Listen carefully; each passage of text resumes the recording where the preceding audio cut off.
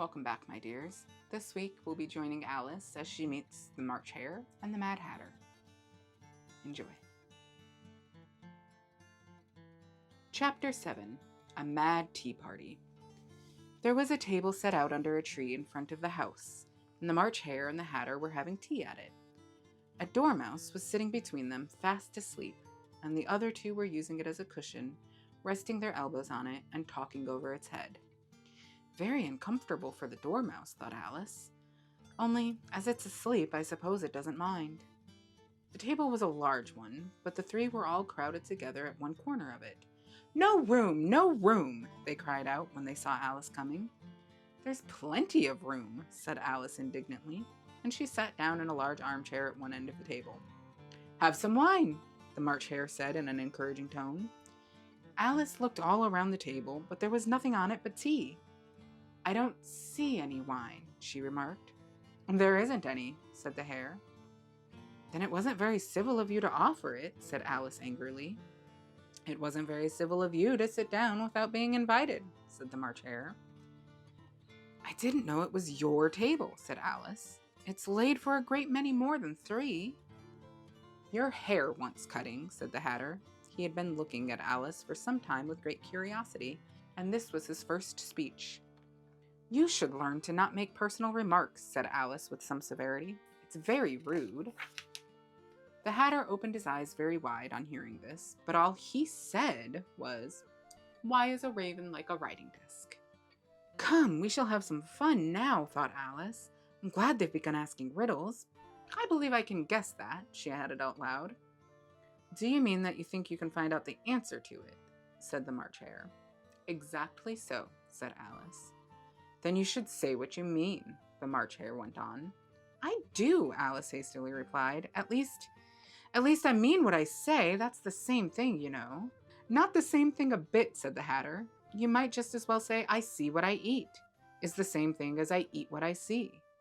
You might just as well say," added the March Hare, "that I like what I get is the same thing as I get what I like."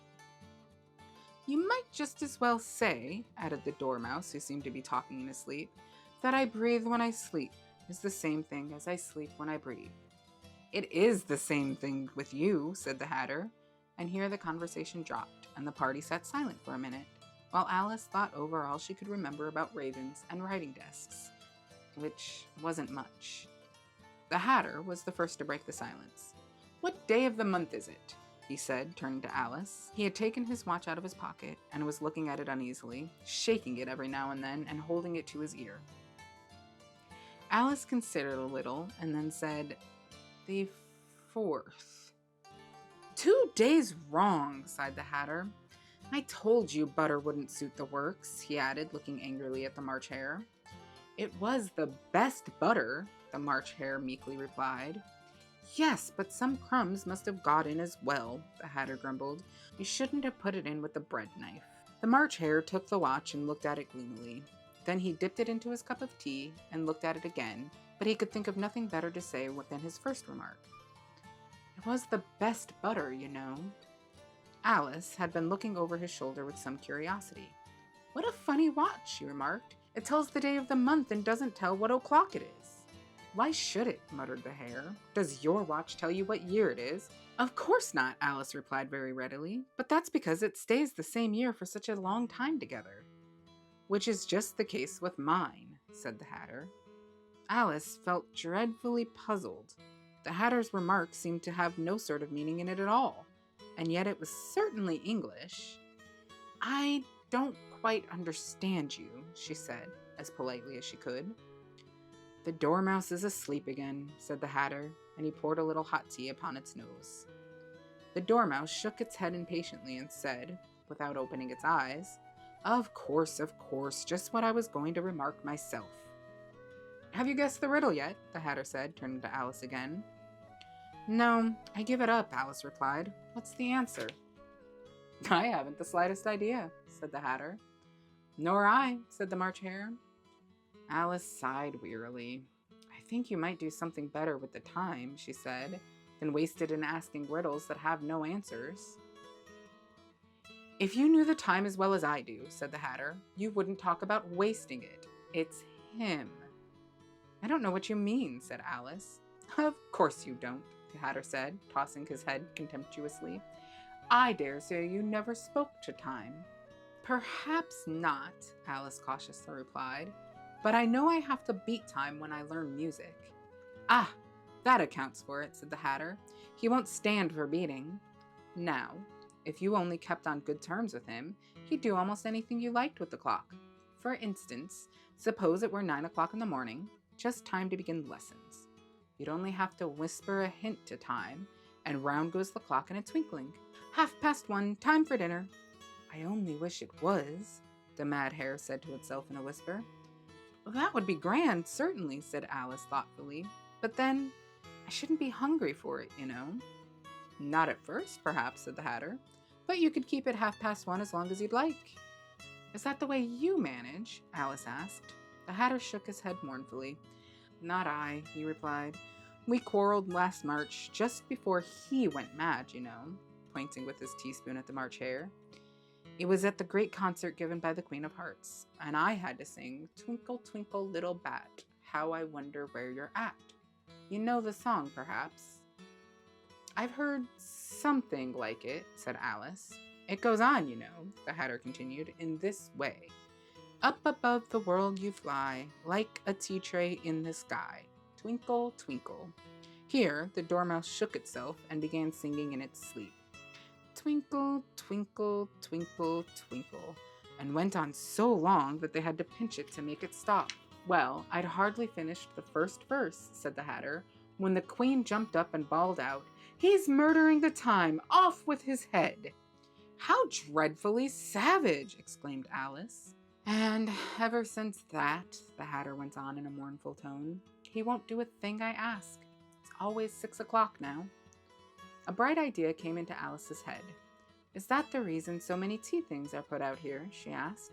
Yes, that's it, said the Hatter with a sigh. It's always tea time, and we've no time to wash the things between whiles. Then you keep moving around, I suppose, said Alice. Exactly so, said the Hatter, as the things get used up. But what happens when you come to the beginning again? Alice ventured to ask. Suppose we change the subject, the March Hare interrupted, yawning. I'm getting tired of this. I vote the young lady tell us a story. I'm afraid I don't know one, said Alice, rather alarmed at the proposal. Then the Dormouse shall, they both cried. Wake up, Dormouse! And they pinched it on both sides at once. The Dormouse slowly opened his eyes. I wasn't asleep, he said in a hoarse, feeble voice. I heard every word you fellows were saying. Tell us a story, said the March Hare. Yes, please do, pleaded Alice. And be quick about it, added the Hatter, or you'll be asleep again before it's done. Once upon a time there were 3 little sisters, the Dormouse began in a great hurry, and their names were Elsie, Lacey, and Tilly, and they lived at the bottom of a well. What did they live on? Said Alice, who always took a great interest in questions of eating and drinking. They lived on treacle, said the Dormouse, after thinking a minute or two. They couldn't have done that, you know, Alice gently remarked. They'd have been ill. So they were, said the Dormouse, very ill. Alice tried to fancy to herself what such an extraordinary way of living would be like, but it puzzled her too much, so she went on. But why did they live at the bottom of a well? Take some more tea, the March Hare said to Alice, very earnestly. I've had nothing yet, Alice replied in an offended tone, so I can't take more. You mean you can't take less, said the Hatter. It's very easy to take more than nothing. Nobody asked your opinion, said Alice. Who's making personal remarks now? The Hatter asked triumphantly. Alice did not quite know what to say to this, so she helped herself to some tea and bread and butter, and then turned to the Dormouse and repeated her question. Why did they live at the bottom of a well? The Dormouse again took a minute or two to think about it, and then said, It was a treacle well? There's no such thing! Alice was beginning to get very angry, but the Hatter and the March Hare went, Shh, shh, and the Dormouse sulkily remarked, If you can't be civil, you'd better finish the story for yourself. Oh, no, please go on, Alice said very humbly. I won't interrupt again. I dare say there may be one. One indeed, said the Dormouse indignantly. However, he consented to go on. And so, these three little sisters, they were learning to draw, you know. What did they draw? Said Alice, quite forgetting her promise. Treacle, said the Dormouse, without considering it all this time. I want a clean cup, interrupted the Hatter. Let's all move one place on. He moved on as he spoke, and the Dormouse followed him. The March Hare moved into the Dormouse's place, and Alice, rather unwillingly, took the place of the March Hare. The Hatter was the only one who got any advantage from the change, and Alice was a good deal worse off than before, as the March Hare had just upset the milk jug into his plate. Alice did not wish to offend the Dormouse again, so she began very cautiously. But I don't understand. Where did they draw the treacle from? You can draw water out of a water well, said the Hatter. So, I should think you could draw treacle out of a treacle well. Eh, stupid? But they were in the well, Alice said to the Dormouse, not choosing to notice this last remark. Of course they were, said the Dormouse. Well in. This answer so confused poor Alice that she let the Dormouse go on for some time without interrupting it. They were learning to draw, the Dormouse went on, yawning and rubbing its eyes, for it was getting very sleepy. And they drew all manners of things, everything that begins with an M. Why with an M? Said Alice. Why not? Said the March Hare. Alice was silent. The Dormouse had closed its eyes by this time and was going off into a doze, but, on being pinched by the Hatter, it woke up again with a little shriek and went on. That begins with an M, such as mousetraps, and the moon, and memory, and muchness. You know you say things are much of a muchness? Did you ever see such a thing as a drawing of a muchness? Really, now you ask me, said Alice, very much confused. I don't think. Then you shouldn't talk, said the Hatter. This piece of rudeness was much more than Alice could bear. She got up in a great disgust and walked off. The Dormouse fell asleep instantly, and neither of the others took the least notice of her going, though she looked back once or twice, half hoping that they would call after her. The last time she saw them, they were trying to put the Dormouse into the teapot. At any rate, I'll never go there again, said Alice as she picked her way through the wood. It's the stupidest tea party I ever was at in my life. Just as she said this, she noticed that one of the trees had a door leading right into it. Well, that's very curious, she thought. But everything's curious today. I think I may as well go in at once. And so she went in. Once more, she found herself in the long hall and close to the little glass table. Now I'll manage better this time, said Alice to herself, and began by taking the little golden key and unlocking the door that led into the garden. Then she went to work nibbling at the mushroom. She had kept a piece of it in her pocket, till she was about a foot high. Then she walked down the little passage, and then she found herself at last in the beautiful garden among the bright flower beds and the cool fountains.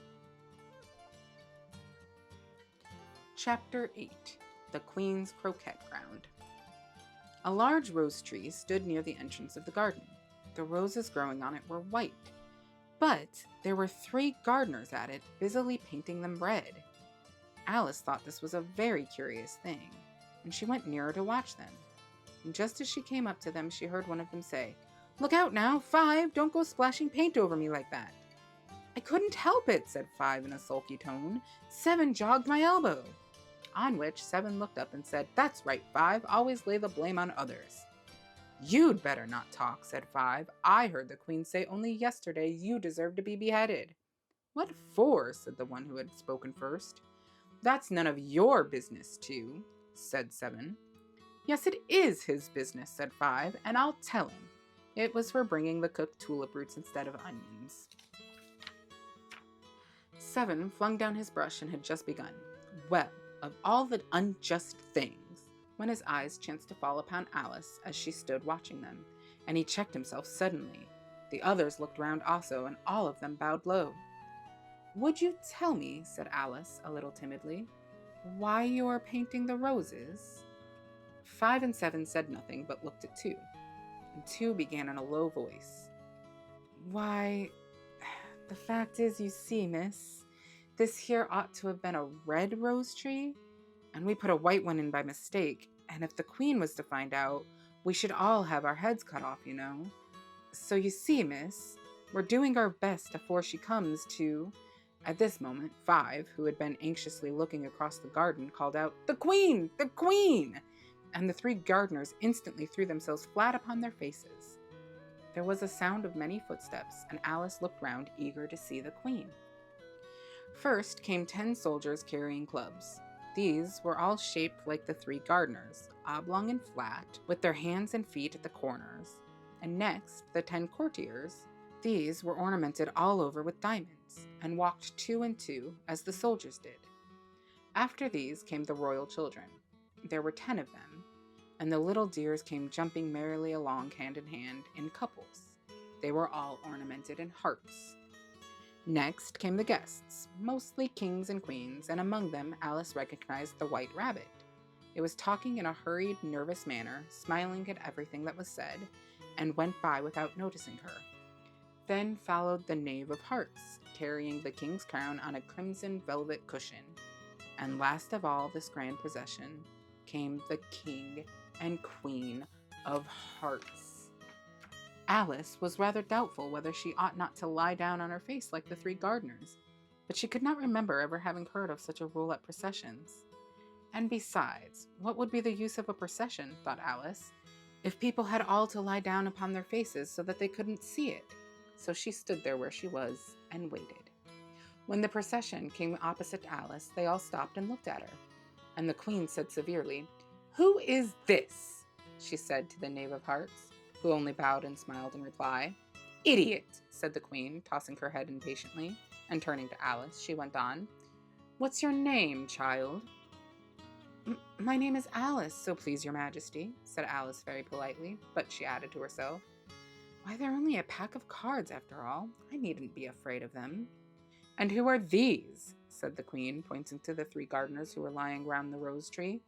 For you see, as they were lying on their faces, and the pattern on their backs was the same as the rest of the pack, she could not tell whether they were gardeners, or soldiers, or courtiers, or 3 of her own children. "How should I know?" said Alice, surprised at her own courage. "It's no business of mine." The queen turned crimson with fury, and after glaring at her for a moment like a wild beast, began screaming, "Off with her head! Off with—" "Nonsense," said Alice very loudly and decidedly, and the queen was silent. The king laid his hand upon her arm and timidly said, "Consider, my dear, she is only a child." The queen turned angrily away from him and said to the knave, "Turn them over." The knave did so very carefully with one foot. "Get up," said the queen in a shrill, loud voice, and the 3 gardeners instantly jumped up and began bowing to the king, the queen, the royal children, and everybody else.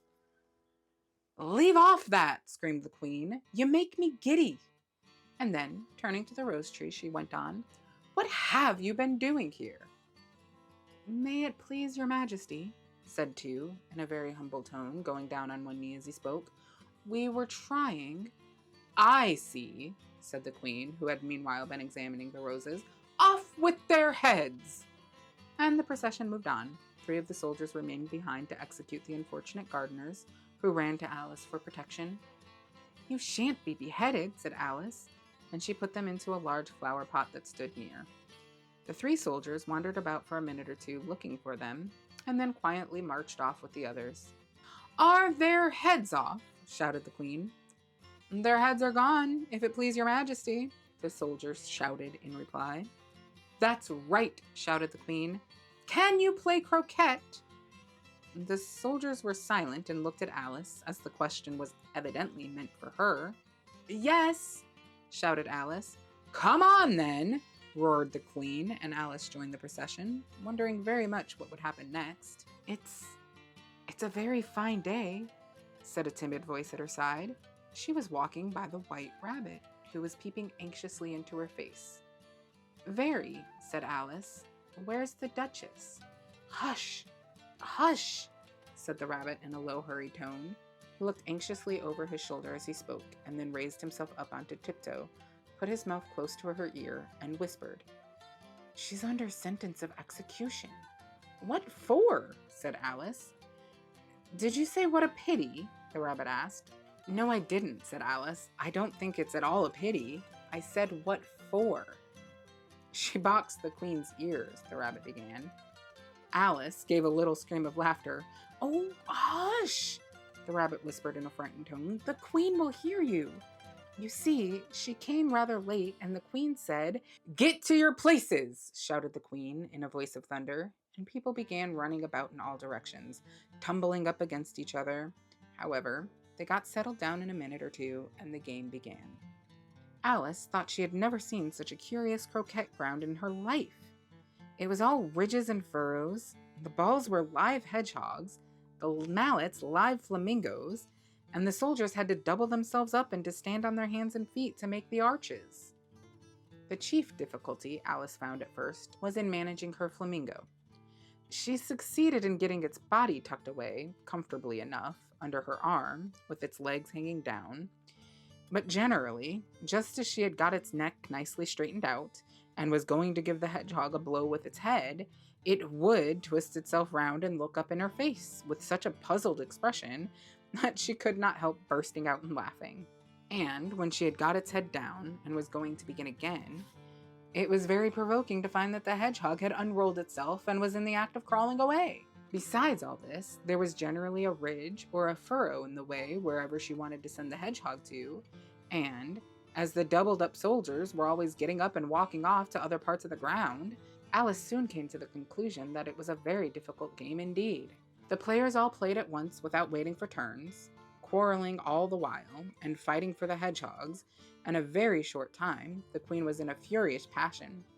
The players all played at once without waiting for turns, quarreling all the while, and fighting for the hedgehogs, and in a very short time, the queen was in a furious passion, and went stamping about and shouting, Off with his head, or Off with her head, about once a minute.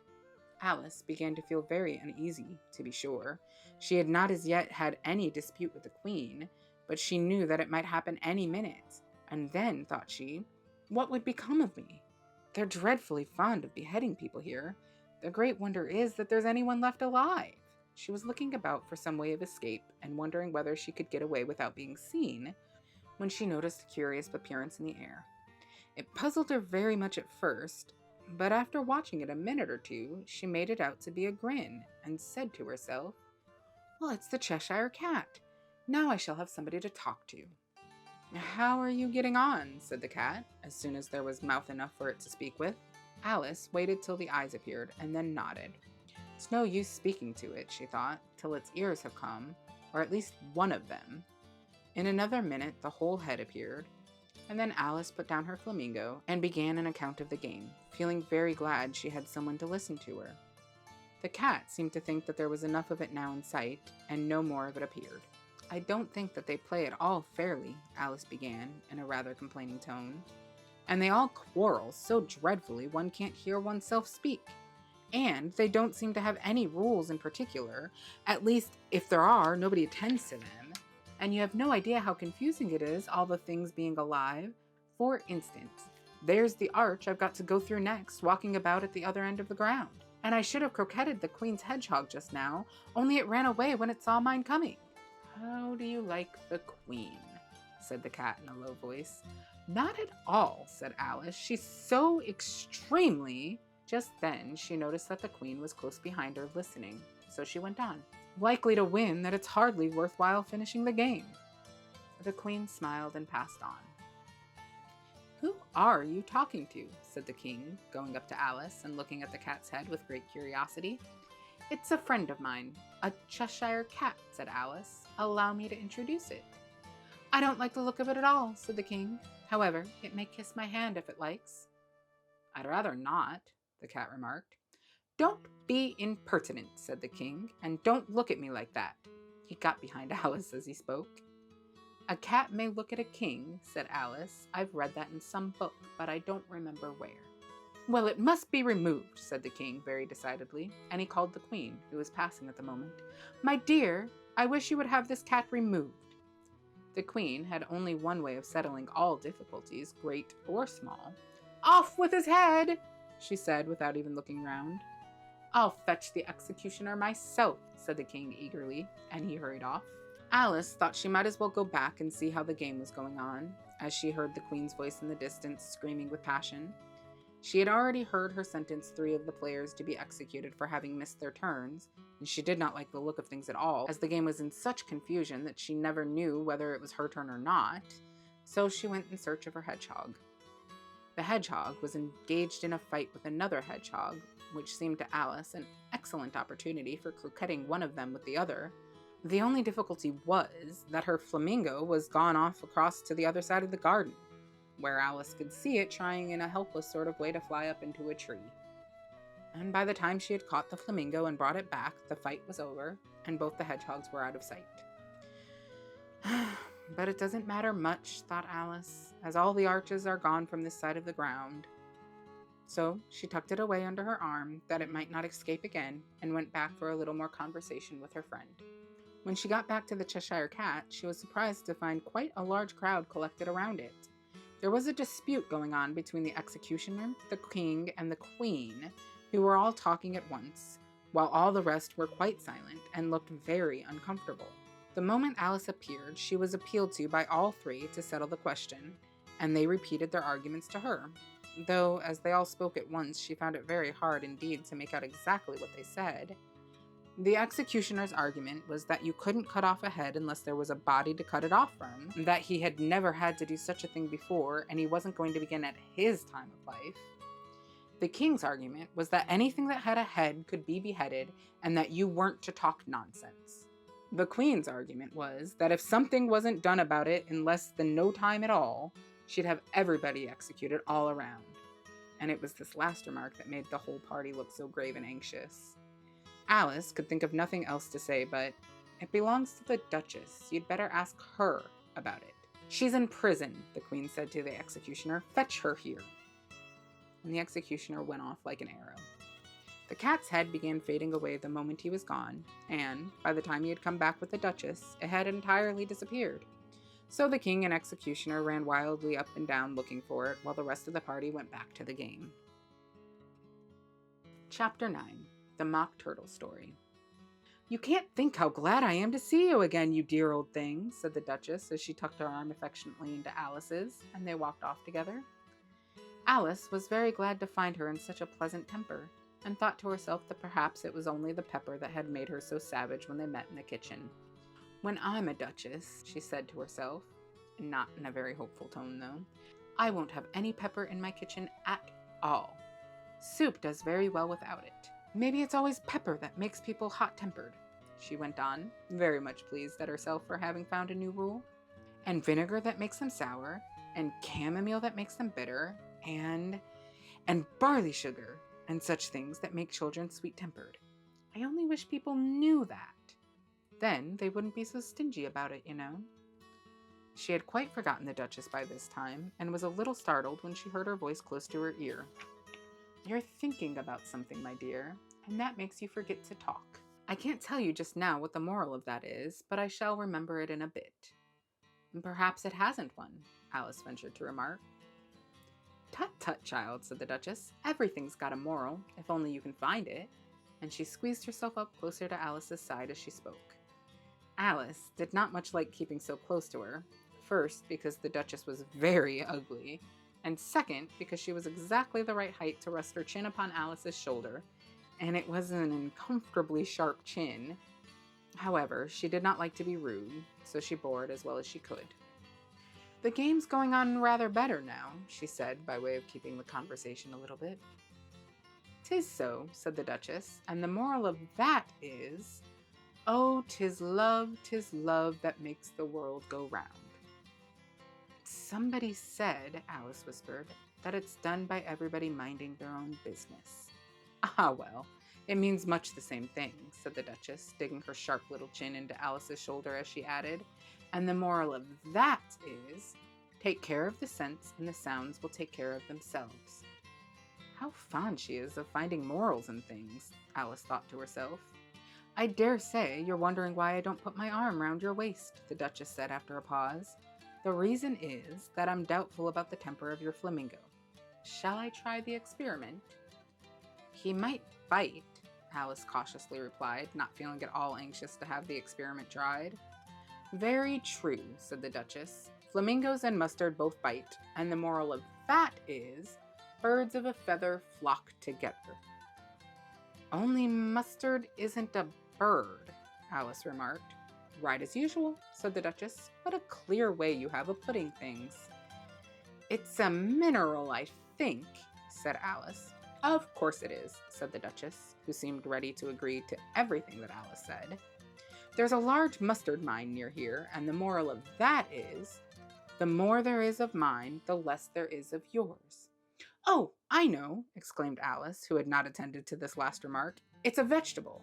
It doesn't look like one, but it is. I quite agree with you, said the Duchess, and the moral of that is, be what you would seem to be. Or, if you'd like it put more simply, never imagine yourself not to be otherwise than what it might appear to others that what you were or might have been was not otherwise than what you would have been appeared to them to be otherwise. I think I should understand that better, Alice said very politely, if I had it written down, but I can't quite follow it as you say it. That's nothing to what I could say if I chose, the Duchess replied in a pleased tone. Pray, don't trouble yourself to say it any longer than that, said Alice. Oh, don't talk about trouble, said the Duchess. I make you a present of everything I have said as yet. A cheap sort of present, thought Alice. I'm glad they don't give birthday presents like that. But she did not venture to say it out loud. Thinking again? The Duchess asked, with another dig of her sharp little chin. I've a right to think, said Alice sharply, for she was beginning to feel a little worried. Just about as much right, said the Duchess, as pigs have to fly, But here, to Alice's great surprise, the Duchess's voice died away, even in the middle of her favorite word, moral, and the arm that was linked into hers began to tremble. Alice looked up, and there stood the Queen in front of them, with her arms folded, frowning like a thunderstorm. A fine day, Your Majesty, the Duchess began in a low, weak voice. Now, I give you fair warning, shouted the Queen, stamping on the ground as she spoke. Either you or your heads must be off, and that in about half no time. Take your choice. The Duchess took her choice and was gone in a moment. Let's go on with the game, the Queen said to Alice, and Alice was much too frightened to say a word, but slowly followed her back to the croquette court. The other guests had taken advantage of the Queen's absence and were resting in the shade. However, the moment they saw her, they hurried back to the game, the Queen merely remarking that a moment's delay would cost them their lives. All the time they were playing, the Queen never left off with quarreling with the other players and shouting, "Off with his head!" or "Off with her head!" Those whom she sentenced were taken into custody by the soldiers, who of course had to leave off being archers to do this, so that by the end of a half an hour or so there were no archers left, and all the players except the King, the Queen, and Alice were in custody and under sentence of execution. Then the Queen left off, quite out of breath, and said to Alice, "Have you seen the mock turtle yet?" "No," said Alice. "I don't even know what a mock turtle is." "It's the thing mock turtle soup is made from," said the Queen. "I never saw one, or heard of one," said Alice. "Come on then," said the Queen, "and he shall tell you his history." As they walked off together, Alice heard the King say in a low voice to the company generally, "You are all pardoned." Come, that's a good thing, she said to herself, for she had felt quite unhappy at the number of executions the Queen had ordered. They soon came upon a griffin lying fast asleep in the sun. If you don't know what a griffin is, look at a picture. "Up, lazy thing," said the Queen, "and take this young lady to see the mock turtle, and to hear his history. I must go back and see after some executions I have ordered." And she walked off, leaving Alice alone with the griffin. Alice did not quite like the look of the creature, but on the whole she thought it would be quite as safe to stay with it as to go after the savage Queen. So she waited. The griffin sat up and rubbed its eyes, then it watched the Queen till she was out of sight, and then it chuckled. "What fun," said the griffin, half to itself and half to Alice. "What is the fun?" said Alice. "Why, she," said the griffin. "It's all her fancy, that. They never executes nobody, you know. Come on." "Everybody says come on here," thought Alice as she went slowly after it. "I never was so ordered about in all my life. Never." They had not gone far before they saw the Mock Turtle in the distance, sitting sad and lonely on a little ledge of rock, and as they came nearer, Alice could hear him sighing as if his heart would break. She pitied him deeply. "What is his sorrow?" she asked the Griffin, and the Griffin answered, very nearly in the same words as before, "It's all his fancy, that. He hasn't got no sorrow, you know. Come on." So they went up to the Mock Turtle, who looked at them with large eyes full of tears, but said nothing. "This here young lady," said the Griffin, "she wants for to know your history, she do."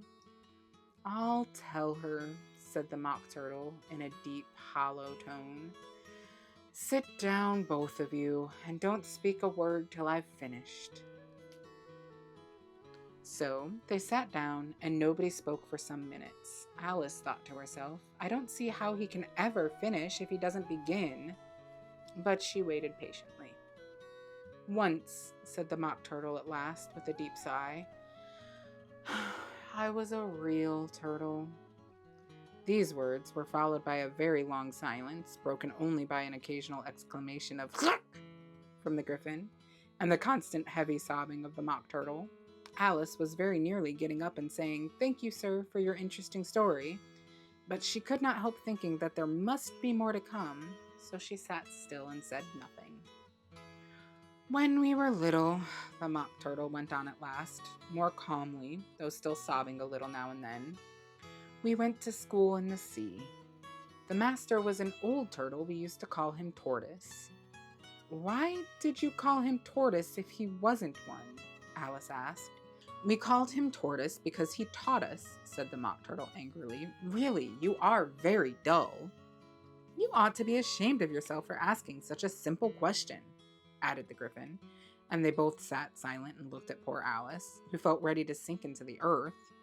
At last, the Griffin said to the Mock Turtle, "Drive on, old fellow, don't be all gay about it," and he went on in those words.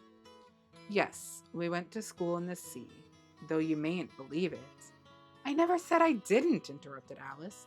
"You did," said the Mock Turtle. "Hold your tongue," added the Griffin, before Alice could speak again, and the Mock Turtle went on. "We had the best of educations, in fact. We went to school every day." "I've been to a day school too," said Alice. "You needn't be so proud as all that." "With extras?" asked the Mock Turtle a little anxiously. "With extras?" asked the Mock Turtle a little anxiously. "Yes," said Alice. "We learned French and music." "And washing?" said the Mock Turtle. "Certainly not," said Alice indignantly.